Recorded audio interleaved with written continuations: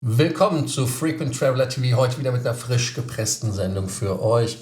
Die Themen, die wir vorbereitet haben, fangen an mit einem traurigen Thema, mit einem Flugzeug- und Hubschrauberzusammenstoß in den USA. Gibt wohl keine Überlebenden. Dann gehen wir weiter mit dem Thema Air Baltic. Lufthansa beteiligt sich an der Air Baltic. Erstmal nur eine Anleihe, aber sie ist ein Weg zu einer Beteiligung. Wir haben des Weiteren Condor, die sich etwas enger an die Emirates ketten und auch interessante Zahlen zum Thema Condor Nordamerika. Die Freunde bei American Airlines, die einen Status haben, haben dort jetzt die Möglichkeit, den Status zu boosten und auch schneller zu fixieren. Ist ein limitiertes Angebot. Und wir haben bei Aegean einen Sale, der leider targeted ist bei den Kunden, die Miles & Smiles Mitglieder sind. Miles & Smiles, genau. Nee, Miles & Bonus. Egal. Aber auf jeden Fall haben wir dann noch ein Thema, und zwar Lufthansa erhält die Boeing 777X als Welterstbetreiber, muss man sagen, innen. Nichtsdestotrotz sind die Themen frisch gepresst. Das Kanalthema sollte wie immer so beachtet werden, dass ihr den Kanal abonniert. Genau, den Kanal abonnieren und die Glocke anmacht, ein Like da lasst, auf School kommt, dort in der Community teilnimmt und dort rege an den Diskussionen euch erfreut, die dort stattfinden können mit eurer Hilfe. Und natürlich auch Themen, die ich dort schreibe, was vorher auf YouTube nicht möglich war. Ansonsten starten wir dann mit dem ersten Thema. Das erste Thema ist eher ein trauriges Thema und da können wir auch mal gucken, was bekannt ist, was passiert ist. Und zwar um 20:53 Uhr Ostküstenzeit setzte eine Canadair, beziehungsweise heute heißen sie ja Mitsubishi CRJ 700 zur Landung an. Ist ein Inlandsflug gewesen, der zum Ronald Reagan Airport in Washington geflogen ist, kam aus Wichita, Kansas. Und die Maschine war praktisch schon so gut wie auf dem Boden und da kam dann ein Helikopter, wahrscheinlich ein Black Hawk, der mit dem Flugzeug dann kollidiert ist. Dieses Flugzeug war wie gesagt ein Linienflug, der Hubschrauber war ein Trainingsflug des amerikanischen Militärs. Und da fragt man sich natürlich, wieso etwas passieren kann. Ich gehe davon aus, dass der Pilot vom Hubschrauber, der auf einem sogenannten Night VFR war, also auf einem Nachtsichtflug, die grünlich schimmernde Brille anhatte, das heißt also seine Night Vision Goggle. Und auf jeden Fall ist es so, dass im Endanflug der Landebahn 33 dann die UH-60, das war die PET 25, so war das Callsign, dann den Flugverkehr gekreuzt hat oder kreuzen wollte. Part 25 haben sie die CAJ in Sicht und das ist das, was der Controller vom Tower dem Helikopterpiloten gesagt hatte. Fliegen sie hinter der CRJ vorbei, visuelle Separation. Heißt also, dass man dort, wenn man sich das im Englischen anhört, im Original, eigentlich eine Mitteilung bekommt, die jemand, der fliegt, öfters bekommt. Das heißt also, dass man sich hinter einem Flugzeug am Boden einreihen soll oder nach der Landung auf die Startbahn darf und solche Sachen, also diese konsekutiven Befehle. Die haben natürlich den Nachteil, dass wenn man in seinem Film drin ist und teilweise auch Sachen macht, dass man natürlich nicht immer alles entweder richtig hört, nicht richtig zurückliest, aber auch geistig nicht richtig verarbeitet, weil viele Sachen sind psychologisch nicht zu erklären, aber es ist leider so, dass wenn man zum Beispiel landen möchte und man erbittet die Landefreigabe und die wird einem verwehrt, aber man erwartet diese, dann hört man trotzdem ein Ja und liest dann ein Ja zurück. Und genau das ist das, warum man halt in der Aviation diese Readbacks oder dieses Zurücklesen macht, dass man einfach auch nochmal sagt, was man verstanden hat, damit der Controller eingreifen kann. Aber in diesem Fall ist es wohl so gewesen, dass der Helikopterpilot gar nicht mehr reagiert hat und dann quasi ein Feuerball entstanden ist. Das Flugzeug und der Drehflügler sind 400 Fuß, also 100 irgendwas Meter über dem Fluss kollidiert. Und das Problem ist, dass der Potomac ein Fluss ist, der zu der Jahreszeit relativ kalt ist. Und man hat natürlich das Problem damit der Hypothermie. Heißt also, dass der Körper dann auskühlt. Und die 64 Passagiere, die an Bord waren, und das waren wohl 64 Menschen, und da waren ein Eiskunstlaufteam an Bord mit 2 Trainern, die übrigens auch Medaillen bei Olympischen Weltmeisterschaften, also Olympischen Spielen oder Weltmeisterschaften gewonnen haben. Und in dem Helikopter waren 3 Soldaten auf einem Übungsflug. Und das ist dann so, dass man da dann natürlich in dem Fluss durch die Hyperthermie, ich glaube, das ist keine 15 Minuten, wird man ohnmächtig und ist weg. Ne? Und das ist halt das Problem. Und dieser Absturz ist der schwerste Absturz seit 16 Jahren. Der Absturz, der vorher so tragisch war, das waren 49 Passagiere oder 50 Passagiere in Buffalo, auch New York, Upstate. Und das war damals ein Flug von Colgan Air in Buffalo. Ja, interessant ist, dass das TCAS nicht ausgelöst hat, also dass das Traffic Collision Avoidance System nicht ausgelöst hat in irgendeiner Art und Weise. Ist halt so, also ich bin mal gespannt, was da passiert. Auch ist natürlich die Variante, dass man sagt, nach der CRJ relativ problematisch. Also wenn du auch mit Nachtgoggles, ich selber habe keine Nachtflugerfahrung mit Goggles,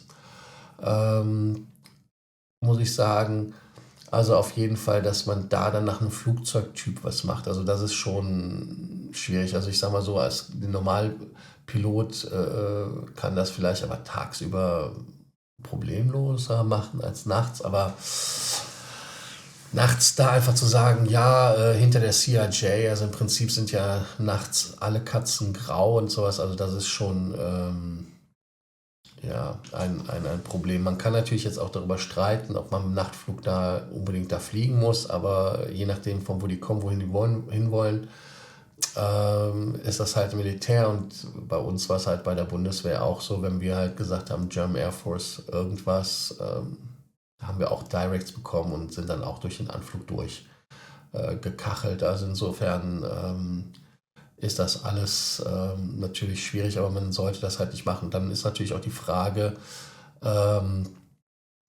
was da alles an Flugverkehr ist, weil es ein doch durchaus dichter Luftraum ist, ob man da wirklich Night VFA machen sollte oder nicht. Also insofern, ich bin mal gespannt.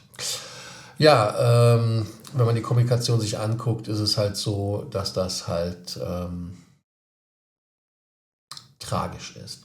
Wir hatten uns damals ist ja über ein Jahr her, glaube ich, darüber lustig gemacht, über die Lufthansa-Maschine, die nach San Francisco fliegen wollte und die dann diverted ist nach San Francisco, heißt der Airport ja auch.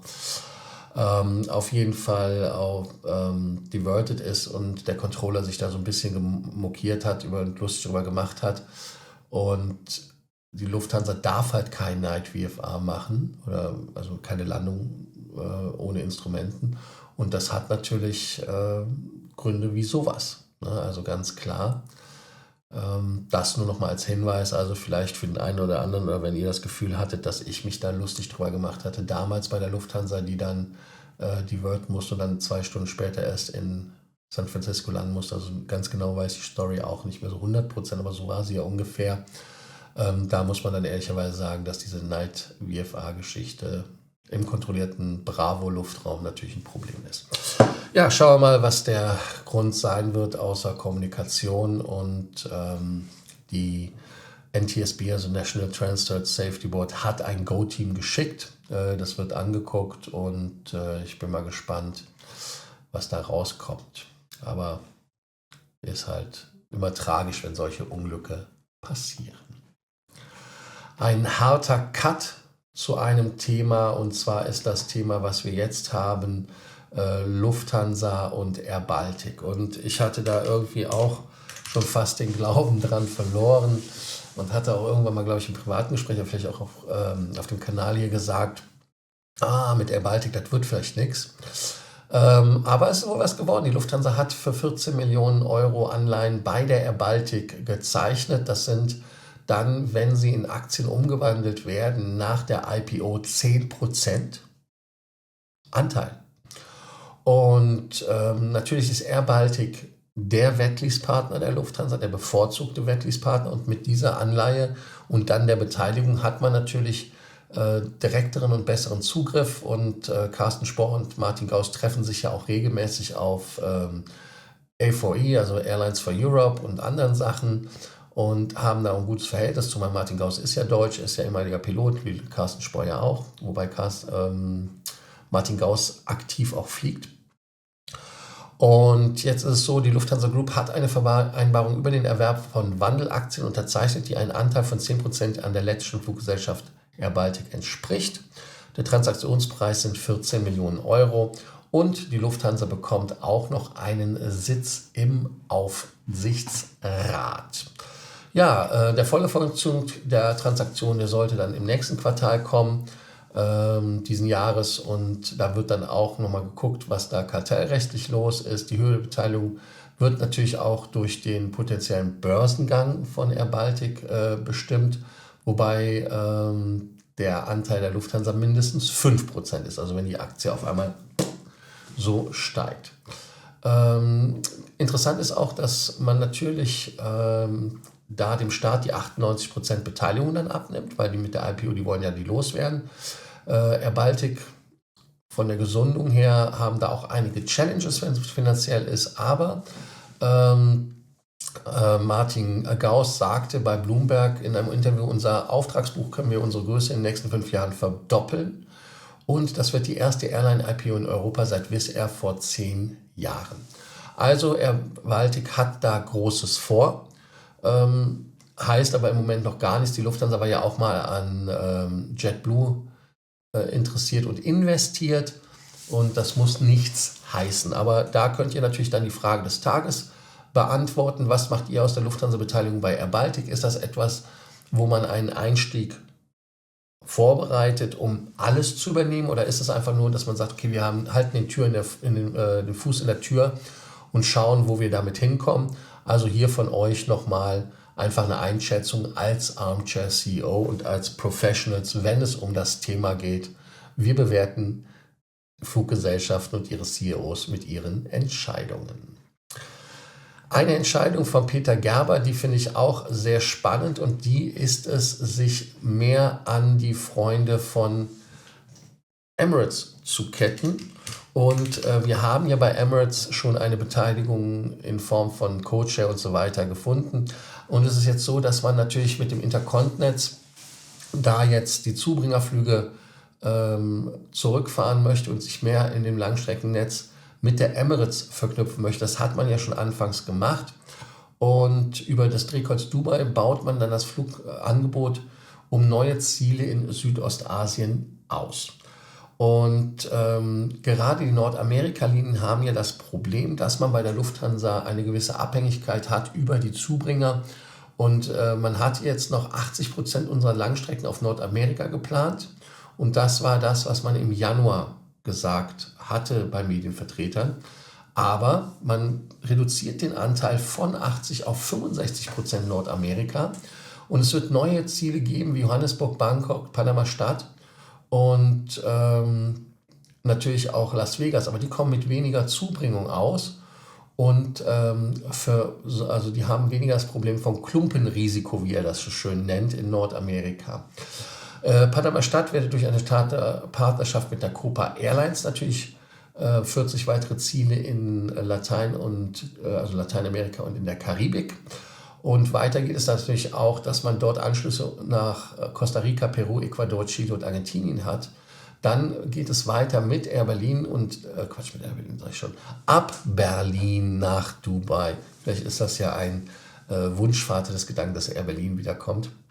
Aber auf jeden Fall Reisende, die ab Berlin mit der Condor starten, stehen dank der Ausweitung der bisherigen Zusammenarbeit mit der Emirates ab sofort bequeme Anschlüsse ab Dubai zu den attraktivsten touristischen Hotspots wie Vietnam, Indien, Singapur, Malaysia oder auch nach Australien zur Verfügung. Also das heißt, dass man das, was Emirates nicht darf und damals mit der Air Berlin gemacht hat, versucht, die Feederverkehre für Emirates zu spielen. Da bin ich mal gespannt, wie das funktioniert und wie das geht, ob das so ein Thema ist. Und mit dem Meilenprogramm mit Stripes ist das vielleicht oder für den einen oder anderen ja dann durchaus eine Alternative. Und ich sage nicht, dass Condor keine sympathische Fluggesellschaft ist. Wir haben jetzt Lufthansa wieder als Thema, und zwar, wenn es um die Boeing 777X geht. Und da muss man sagen, die 777X ist natürlich ein Flugzeug, was noch nicht fliegt. Man hat da Probleme, mit den Triebwerksaufhängungen, mit der Titan-Geschichte und es gab Risse in den Titanstreben. Bei der Triebwerksaufhängung hat man auch auf Hawaii festgestellt, unter anderem. Wir rechnen weiter mit der ersten Lieferung 2026. Das ist das, was Brian West sagte. Das ist der Boeing Finanza. Und der erste, der weltweit eine Maschine nehmen soll, das ist die Lufthansa. Und die sagen EIS, also ICE, was halt heißt into service. Ja? Das heißt also, dass sie das Flugzeug wirklich in den Service nehmen. Man hatte ja ein bisschen so mit der Emirates und der Lufthansa sich gekabbelt, wer die erste Bude bekommt. Lufthansa hat anscheinend gewonnen. Und Entry into Service, EIS, habe ich das Entry vergessen, also Entry into Service. Und ich bin mal gespannt, was da passiert. Und interessant wird es natürlich auch sein, ob man jetzt Allegris im Griff hat, aber die haben ja noch genug Zeit, dass man dort das Bayer Furnished Equipment, sage ich jetzt mal, auf Lufthansa wahrscheinlich abwälzen wird mit der Allegris, weil Boeing hat da keinen Bock, dass die da irgendetwas drauf machen. Deshalb, aber ich denke mal, dass man da mit der Zertifizierung sich jetzt bei der Allegris etwas besser anstellt. Deshalb haben wir die zweite Frage des Tages. Wie findet ihr das Thema? Ist es ein Vorteil, dass Lufthansa 777X Erstbetreiber wird? Das könnt ihr einmal beantworten. Dass American Airlines einen Status hat, der für den einen oder anderen durchaus interessant ist, das muss man ehrlich anerkennen. Aber man muss natürlich auch sagen, dass man hier bessere Programme hat, je nachdem, was man macht. Aber nichtsdestotrotz haben sie eine Promotion, die einen Status-Boost hat und man kann damit auch seinen Status dann bis zum 31. März 2026 verlängern. Und wenn man sich das anguckt, ist es so, wenn man seinen Status Pro hat, dann kann man da eine Combination aus Meilen und Punkten machen und kann da diesen Status quasi kaufen. Selbst in Executive Platinum kann man den kaufen. Und ich bin mal gespannt, ob ihr diese Preise überhaupt spannend findet oder nicht, weil sie eigentlich wesentlich zu hoch sind. Also wenn man guckt, da ist es halt so, dass die Leute zum Beispiel 2.800, 3.000 Dollar zahlen sollen, um die Statusverlängerung zu bekommen für den Advantage Platinum Pro oder 277.000 Meilen zahlen. Der also der Executive Platinum Status, der wäre dann quasi 455 Dollar, wäre also etwas augenfreundlich, aber immer noch bei 45,5, also 45.500 Meilen. Aber die Preise sind halt wirklich hoch und ich denke mal, das ist bekloppt. Aber nichtsdestotrotz wieder, ich muss es wiederholen, hier für euch natürlich der Hinweis, dass es diese Promotion gibt. Genauso gibt es die Promotion bei den Freunden von Aegean. Und da ist es so, dass wir eine Promotion haben für die Freunde von Miles & Bonus. Das hat meistens Miles, keine Ahnung, wie ich da drauf gekommen bin. Auf jeden Fall bei Miles & Bonus, die können bis zu 30% sparen auf Economy oder aber auch auf Business-Class-Flüge. Wenn man sich das Angebot anguckt, sind die Flüge allerdings nicht ganz so billig. Die sind also auch nur gültig für Direktflüge oder für Connecting Flights auf jedem Flug in ihrem Netzwerk, die von Aegean oder Olympic ausgeführt werden. Natürlich, Codeshare gilt 0. Und was auch ist natürlich so, dass dieses Angebot nur für Leute gilt, die ja letztes Jahr mit denen geflogen sind, die das Programm genutzt haben. Aber nochmal, die Preise sind jetzt nicht so pralle, muss man der Ehrlichkeit halber sagen. Wir haben jetzt das Ende der Sendung erreicht und wie immer an dieser Stelle natürlich der Hinweis zur School-Gruppe. Dort werden wir alles besprechen und quakeln. Und unten findet ihr den Link wieder in den Shownotes. Aber denkt dran, den Kanal zu abonnieren, die Glocke anzumachen, damit ihr auch informiert werdet und vor allem ein Like dazulassen.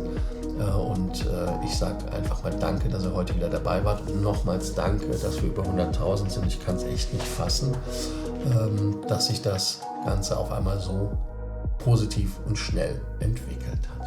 Danke dafür und bis morgen in Alter und in Frische und ich melde mich hier an dieser Stelle ab. Also bis dann, ciao, ciao.